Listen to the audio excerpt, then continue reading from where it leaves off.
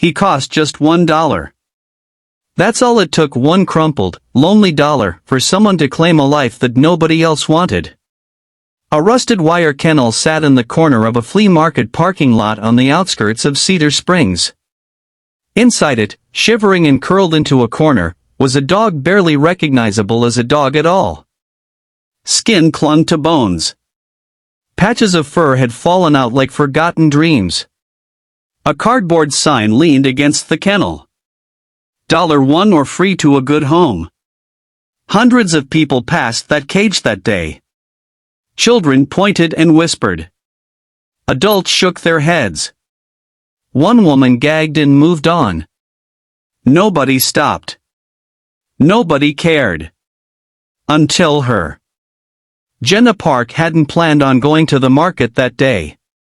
She was supposed to be packing for her move to the city. A new job, a new life, and a clean break from her small-town past.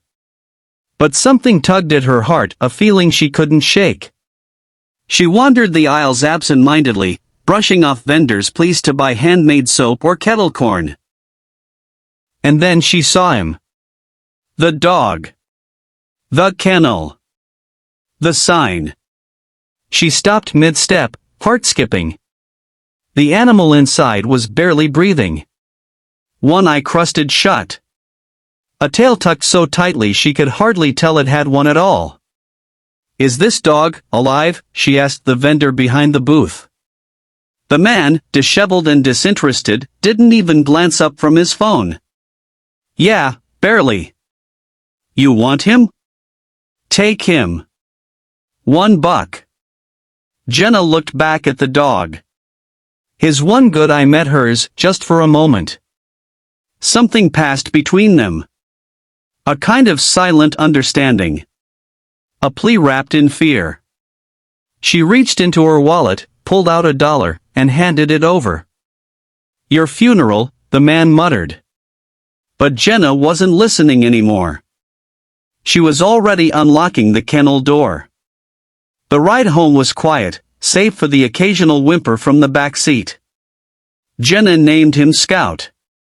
He was too weak to walk up the porch steps. She carried him like a child, arms trembling under his weight. Inside, she laid him on a blanket, offered him water, and watched him drift into sleep. The vet confirmed what Jenna feared. Scout was severely malnourished, had untreated mange, signs of past abuse, and was deaf in one ear. The vet offered a grim prognosis. If he makes it a week, it'll be a miracle. But Jenna had already made her decision. Scout was hers. And she was his. That first week was hell. Scout wouldn't eat. Wouldn't move. When Jenna tried to touch him, he flinched. She sang to him softly, read books aloud to fill the silence. Some nights, she cried on the floor beside him, her hand resting gently on his paw. But then on the 8th day, Scout lifted his head when she entered the room. On the 9th, he licked her fingers.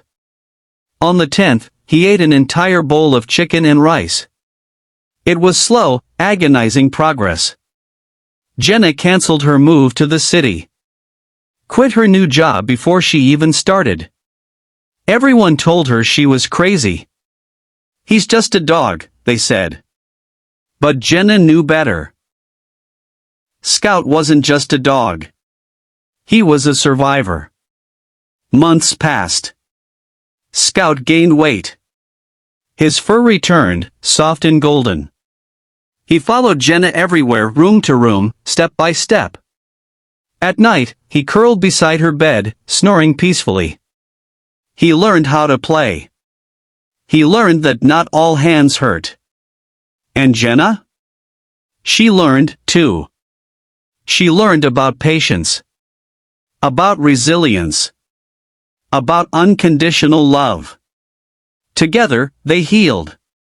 One spring morning, Jenna brought Scout to the local dog park. It was his first time around other dogs. Her heart pounded as they stepped inside the gates.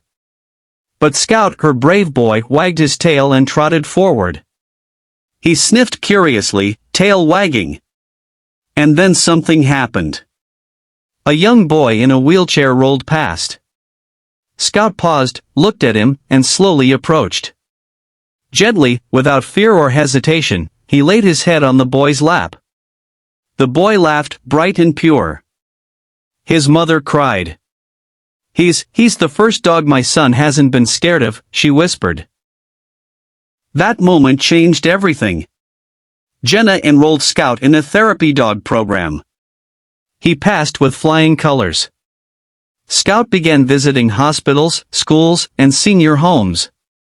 Children who'd been too scared to speak opened up around him. Veterans with PTSD found peace in his presence.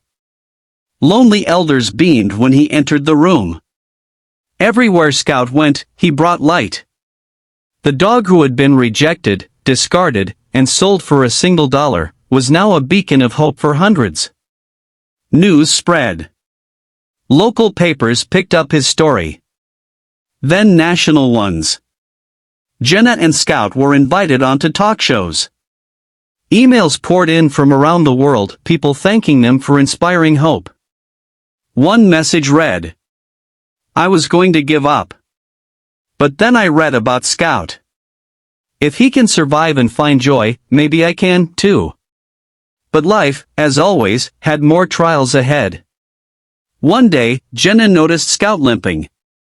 The vet confirmed it, bone cancer.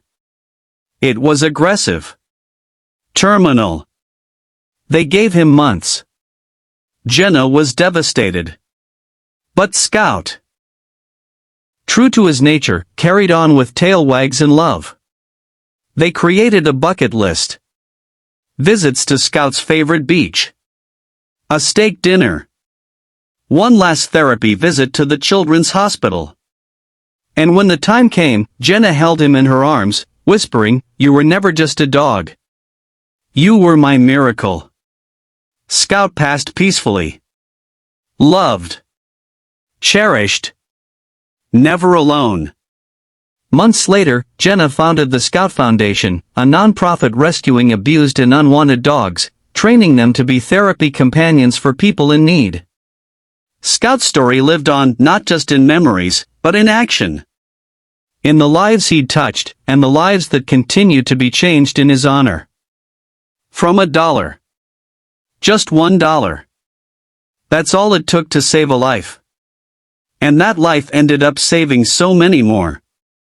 If this story touched your heart, don't forget to like, share, and subscribe to Pawsitive Tales.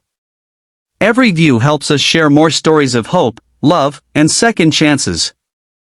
Comment below. What would you have done if you saw Scout that day? And remember, sometimes the ones everyone gives up on are the ones who end up changing the world.